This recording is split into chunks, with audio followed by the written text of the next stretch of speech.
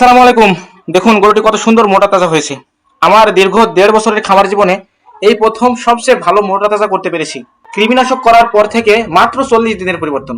আমরা যারা ছোট খামারি বা স্বাবলম্বী হওয়ার উদ্দেশ্য নিয়ে ছোট পরিসরে খামার শুরু করেছি বা করতে চাই, ভিডিওটি তাদের জন্য। এই সেক্টরে আসলে হাতে সময় এবং ধৈর্য নিয়ে আসতে হবে। ২ দিনে বড় লোক হওয়ার বা ২ দিনে গরু ফ্যাটেনিং করার চিন্তা ভাবনা করা যাবে না।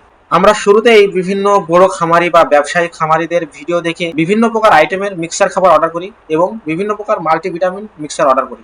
একটু ধৈর্য ধরতে হবে। গরু কেন মোটা তাজা হয়, গরুকে সাধারণত কি কি প্রধান খাবার সরবরাহ করতে হবে এটা জানতে হবে। প্রথমে গরু ফ্যাটেনিং এর জন্য প্রধানত ৩টি বিষয় নিশ্চিত করতে হবে: প্রোটিন, ফ্যাট এবং মাল্টিভিটামিন। গরুর খাবারের বিষয়ে অন্য একটি ভিডিওতে বিস্তারিত জানাবো। আজকে শুধু সংক্ষেপে মাল্টিভিটামিন বিষয়ে একটু বলি। মাল্টিভিটামিন সরাসরি মোটা তাজা করে না। গরু যে খাবার খায় তার পুষ্টি উপাদানগুলো শরীরে শোষণে সাহায্য করে, তাই দ্রুত মোটা তাজা হয়। মাল্টিভিটামিনগুলোর মধ্যে কোনগুলো ঐচ্ছিক, কোনগুলো বাধ্যতামূলক এটা জানতে হবে।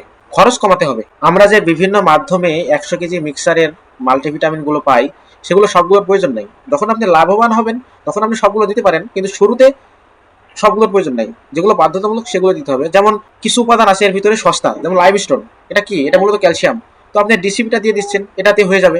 আবার এনজাইম, গরুর পাকস্থলী বা রুমেন নিজেই এনজাইম অনেক তৈরি করে, এনজাইমের প্রয়োজন নাই।